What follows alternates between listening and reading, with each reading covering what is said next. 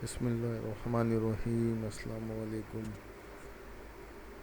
दोस्तों। वीडियो शुरू करने से पहले मैं आपसे एक गुजारिश करता हूँ, मेरे चैनल वर्ल्ड टीवी को सब्सक्राइब करें, घंटी के बटन को प्रेस करें, लाइक करें और शेयर करें।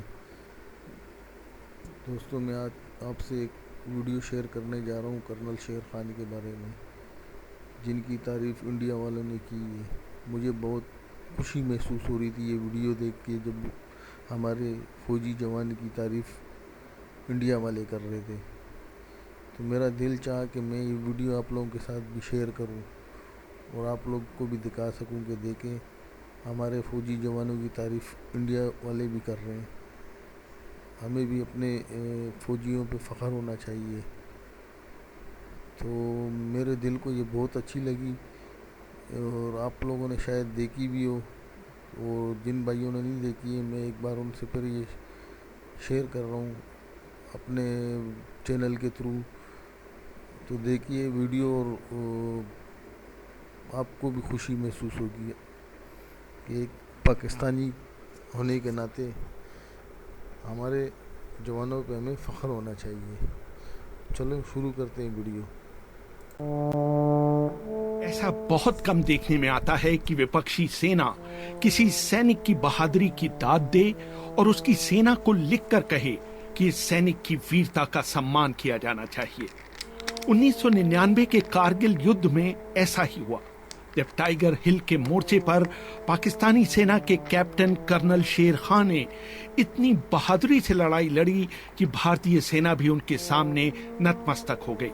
उस लड़ाई को भारत की ओर से कमांड कर रहे ब्रिगेडियर एमपीएस बाजवा याद करते हैं। बाकी सारे काले सलवार कमीज में थे और ये जो है ऑफिसर, मैं कहा ये अफसर होगा, तो जो ट्रैक सूट में थे। दो अफसर थे। बाद में हमें पता चला कि एक मेजर इकबाल है जो कि special service group commando forces का था, और एक था कैप्टन करनाल शेर खान जो कि 12 नलाई का था, वहां से जो 4875 की तरफ से आए थे। और उसने जो लीड किया अटैक को, तीसरी बार वो हमें धकेल के हेलमेट से लेके तो दोबारा इधर इंडिया गेट की तरफ हम पीछे विड्रॉ करना पड़ा, क्योंकि जो हमारे 2 जेसीओ वहाँ खत्म हो गए और ऑफिसर बहुत क्रिटिकली वुंडेड था, इसलिए हमें विड्रॉ करना पड़ा। जो 20 आदमी आगे भेजे थे।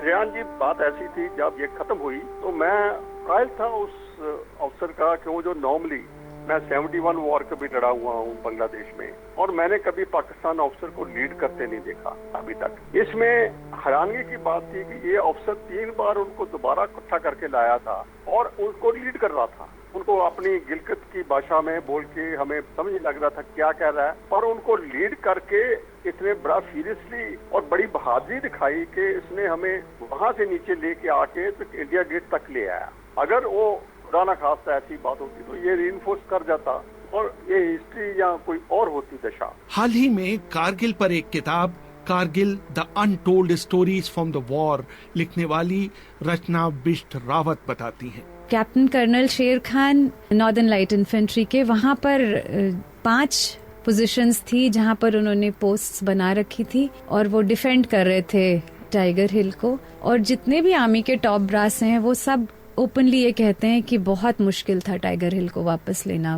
बहुत बहादुर थे वो और बहुत ही अच्छे सिपाही थे। 8 सिख को टास्क मिला था टाइगर हिल पे अटैक करने का, और वो बिल्कुल उनसे हो नहीं पाया, जबकि वो भी बहुत बहादुर सिपाही थे और इन spite of not having winter clothing फिर भी वो अच्छे से लड़े थे। फिर 18 ग्रेनेडियर को भी उस टास्क पे लगा दिया गया। Finally they managed to wrest one of the positions.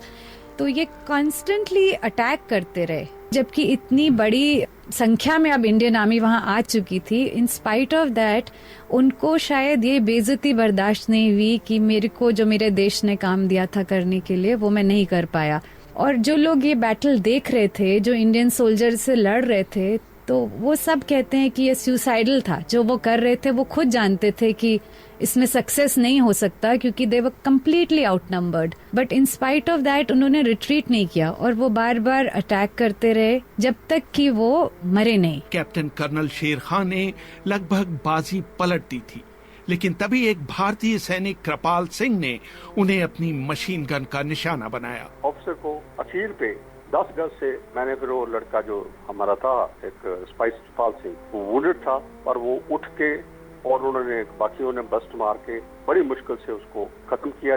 उसी टाइम पर ही वो जो अटैक है पीटर आउट हो गया। और इसकी बहादुरी देख के मैंने बोला कि जो सिविलियन पोर्टर्स भेज के उसकी बॉडी नीचे मंगवाई, मैं कहा जो वो है ट्रैक सूट वाला, वो जो लड़का सामने लीड कर रहा था, वो कोई भी हो उसको लाओ, को बाकियों को तो दफनाया वहां पर हमने की बॉडी, और इसकी बॉडी स्पेशली नीचे ला के अपने ब्रिगेडियर क्वार्टर में मैंने रखवाई। उसकी फिर जेब में से हमने लेटर्स वगैरह सारी निकाल के पढ़ी। इससे के पता चला कि हमें कि ये कैप्टन करनाल गिलगित का रहने वाला था, एक गांव का, छोटे से गांव का कैप्टन था वो। मैं यूसुफ साहब से बात किया, मैं कहा मैं चाहता हूं कि एक चिट में लिख के मैंने इसकी जेब में डाल दिया है कि captain Karnal Sher Khan of 12 NLI has fought very bravely and he should be given his due for his bravery. तो इतनी चिट लिख के मैंने उनके जेब में डाल दी। कैप्टन कर्नल शेर खां का जन्म उत्तर पश्चिम सीमांत प्रांत के एक गांव नवाकिले में हुआ था। उनके दादा ने 1948 के कश्मीर अभियान में भाग लिया था। उन्हें वर्दी पहने हुए सैनिक पसंद थे। उनके जब एक पोता हुआ तो उन्होंने उनका नाम कर्नल शेर खान रखा। शेर खान का नाम ही कैप्टन कर्नल शेर खान था, जो हमेशा I was initially very confused कि ये कैप्टन थे या कर्नल थे। तो फिर बाद में पता चला कि वो जब पैदा हुए तो उनके माता पिता ये चाहते थे कि ये फौज में जाएं और कर्नल की रैंक तक तो जाएं ही जाएं, तो उन्होंने उनका नाम ही कर्नल रख दिया। तो शुरू से ही शायद उनमें भी ये जज्बा था कि वो सिपाही बनेंगे। जब कर्नल शेर खां का नाम रखा गया तो उनके पिता और दादा को ये अंदाजा नहीं था कि इस नाम की वजह से उनके पोते की जिंदगी में कई उलझनें आएंगी।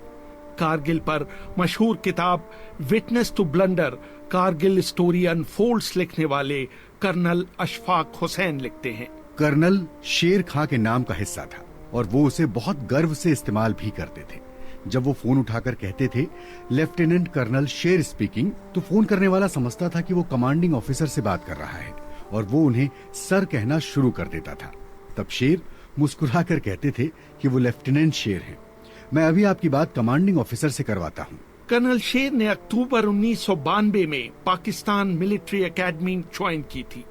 जब वो वहां पहुंचे तो उन्होंने दाढ़ी रखी हुई थी। उनसे कहा गया कि वो दाढ़ी कटवा दें, लेकिन उन्होंने साफ इनकार कर दिया। उनके आखिरी सत्र में उनसे फिर कहा गया कि आपका प्रदर्शन अच्छा रहा है, अगर आप दाढ़ी कटवा दें तो आपको अच्छी जगह पोस्टिंग मिल सकती है, लेकिन उन्होंने फिर इनकार कर दिया। उनसे 1 साल जूनियर रहे कैप्टन अलीउल हसनैन बताते हैं, पाकिस्तान मिलिट्री अकादमी में सीनियर रैगिंग के दौरान जूनियर्स के लिए गालियों का इस्तेमाल करते थे, लेकिन मैंने शेर खां के मुंह से कभी कोई गाली नहीं सुनी। उनकी अंग्रेजी बहुत अच्छी थी और वो दूसरे अफसरों के साथ स्क्रैबल खेला करते थे और अक्सर जीतते भी थे। जवानों के साथ भी वो बहुत आसानी से घुल मिल जाते थे और उनके साथ लूडो खेलते थे। कैप्टन कर्नल शेर खां में शुरू से ही देशभक्ति का जज्बा था।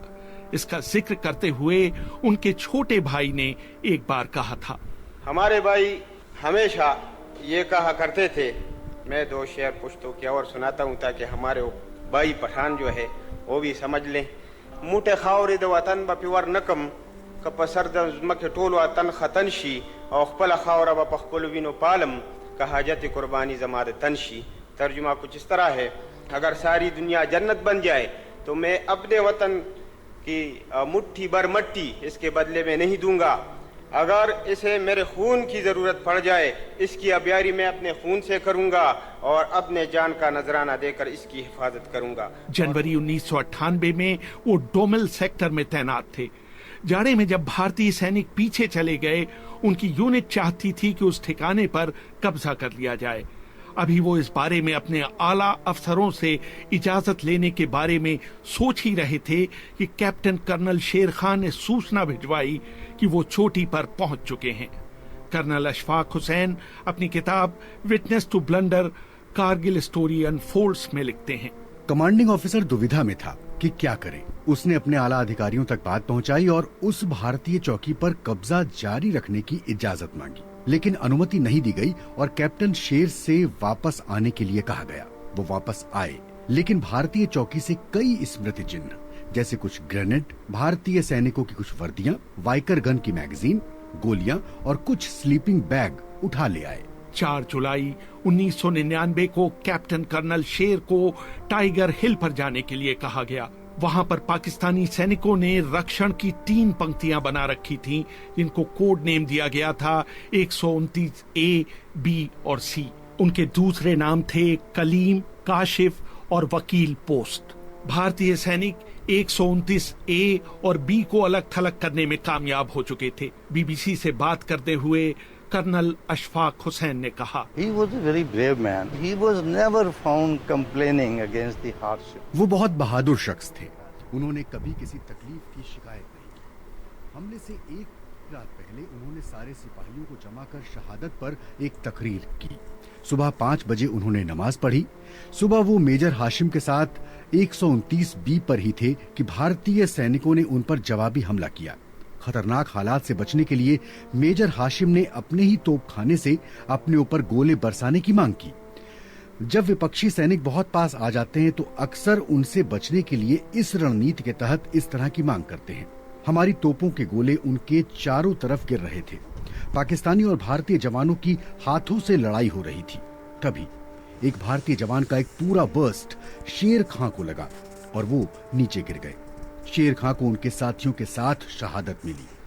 बाकी पाकिस्तानी सैनिकों को तो भारतीय सैनिकों ने वहीं दफना दिया, लेकिन उनके पार्थिव शरीर को भारतीय सेना पहले श्रीनगर और फिर दिल्ली ले गई। भारतीय सेना ने दिल्ली में पाकिस्तानी उच्चायोग से संपर्क कर उन्हें कैप्टन कर्नल शेर खां का पार्थिव शरीर देने की पेशकश की, लेकिन उन्होंने उसे लेने से इनकार कर दिया। पाकिस्तान ने बोला कि हमारे आदमी को लड़ा ही नहीं है, तो आप कैसे बोल रहे हो कि ये बॉडी है किसी की और कैप्टन कर्नल शेर खां की बॉडी है या किसकी है। हमने उनको लेटर्स दिखाए, उनके लेटर्स साथ थे कि ये है ऑफिसर लड़ा है, बड़ी भारी से लड़ा है और आप इसकी बॉडी वापस ले लो। फिर बाद में जब बॉडी वापस गई उसको मंजूर था, उसको रिकॉग्निशन मिलनी नहीं थी। अगर मैं ना बॉडी भेजता उसकी नीचे नाम गवाता तो आज उसका नाम भी कहीं ना होता। तब उसको निशाने हैदर दिया गया, सबसे बड़ा हुआ। उसके फादर ने उन्होंने हमें लेटर लिखी इंडियन आर्मी को कि मैं आपका बहुत बहुत मशकूर हूँ कि आपने ऐसा किया। हमारा गांव जो है पूरे का पूरे गांव में बिजली पहुंच गई है, पूरे गांव में रोड आ गई है, उनकी गांव की नौहारें बदल गई है। ये आपका ही एक देन है कि मेरे बेटे को आपने अवार्ड दिलवाया। बाद में उनके बड़े भाई अनवर शेर ने एक वक्तव्य भी जारी किया। अल्लाह का शुक्र है कि हमारा दुश्मन भी कोई बुज़दिल दुश्मन नहीं है। अगर लोग कहे कि इंडिया बुज़दिल है, मैंने कहूँगा नहीं, क्योंकि उसने ऐलानिया कह दिया कि कर्नल शेर हीरो है। 18 जुलाई 1999 को पाकिस्तान कैप्टन कर्नल शेर खां का पार्थिव शरीर लेने के लिए तैयार हुआ। उसे पहले कराची, फिर इस्लामाबाद और फिर पाकिस्तानी वायुसेना के विमान से उनके पुश्तैनी गांव ले जाया गया, जहां हजारों लोगों ने आंसू भरी आंखों से उन्हें अंतिम विदाई दी। कई साल बाद उनके भाई अनवर शेर ने एक समारोह में बोलते हुए कहा था, असल में मैं तकरीबन 1974 से बाहर हूँ। मोबाइल वहाँ काम नहीं करते जहाँ मैं रहता हूँ, तो मैं आया PCO में। मेरे वालिद मेरे भाई की तीसरे दिन थी, तो वहाँ पर जब फोन मैंने किया, आकर मैं गाड़ी में बैठा, एक जो होटलों में जो काम नहीं करते यहाँ पर कैफेटेरिया में, एक बच्चा था सा छोटा सा, तो एक रेडी वाले के साथ वो खड़ा था, बातें कर रहा था। मैं उसकी तरफ देख रहा था कि ये क्या बोलते हैं। तो रेडी वाले को बताते हैं कि पता है 1 घंटे के अंदर आर्मी ने नवा किली से लाइन लाकर उसके गांव तक पहुंचा दी टेलीफोन की। तो मैंने उस बच्चे से पूछा कि इधर आओ बेटा, क्या बात है, क्या हुआ है? तो उसने कहा तुम्हें पता नहीं है? मैंने बोला नहीं। बोलते हमारा शेर मामू शहीद हुए। मैंने बोले शेर कौन था? कहते हैं कि ये तो हमारे सवाबी का शेर था। तो मैंने सोचा आप क्यों इतने खुश हैं? कहते हैं इतनी मर्दानगी से वो शहीद हुआ है कि हमें फख्र है।